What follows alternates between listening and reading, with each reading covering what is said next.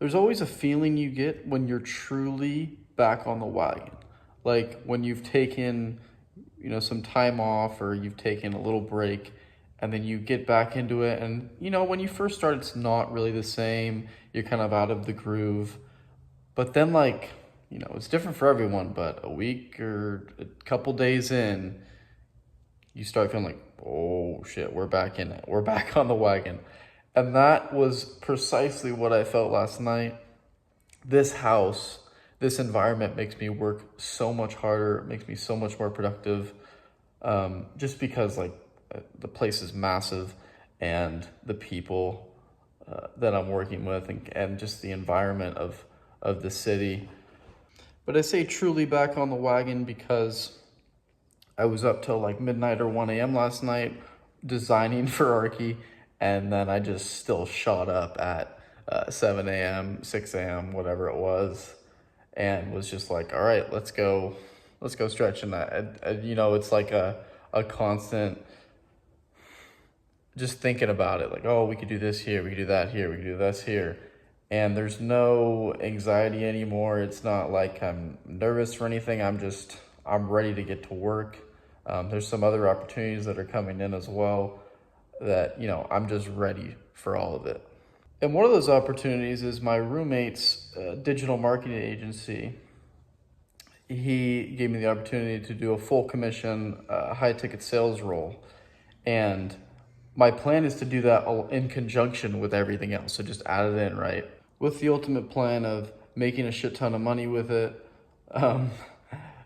bringing that money into either Archi or into investments, and either way, getting fucking rich. But with this new high ticket sales opportunity comes the last topic of the video, which is the jump is coming. Now, there's always this video I come back to, like when you feel scared to jump, that is exactly when you should do it.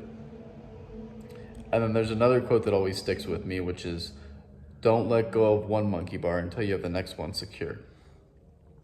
So my plan is to keep the current sales job I have, keep the revenue coming in, making sure, my basic needs are met, and I'm slowly growing my accounts, my bank account, right? Because that's essentially how you get rich, is you just slowly grow it over time.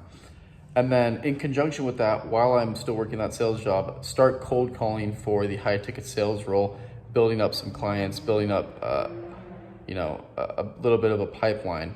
And once that is kind of going, then get rid of the old sales job, spend a lot more time on the high ticket, try to make a shit ton of money, and also use more of that time to spend on Archi. And I think around that time will be much more near to when we're ready to, either go public, or I'll have a shit ton more work to do towards it. And then, I'll do those two in conjunction, kind of how I do it now with Archi and my current sales job.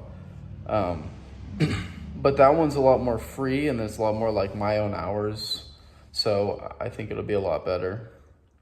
And then the jump is coming, that jump from that sales job to, to Archi, and, giving up the corporate career that everyone so desperately desires. I've made that decision. Like, this is the path I'm going down, and there's always that fear that, right, 10 years down the line, I could have been, the chief whatever of some top company. But I always keep coming back to the point that if I did that, if I went for the, financial advisory career, if I went for the tech sales career, all I could ever think about would be not making the jump. And all I could ever think about was feeling like a pussy. Because when I take the 125-year-old me's perspective, he's looking back at my life and he's saying, you're 22, you had an incredible idea for a business, you had a high ticket sales opportunity to build your friend's company with them, and you want to go after a career for a salary to be a slave the rest of your life. I don't want to have that conversation.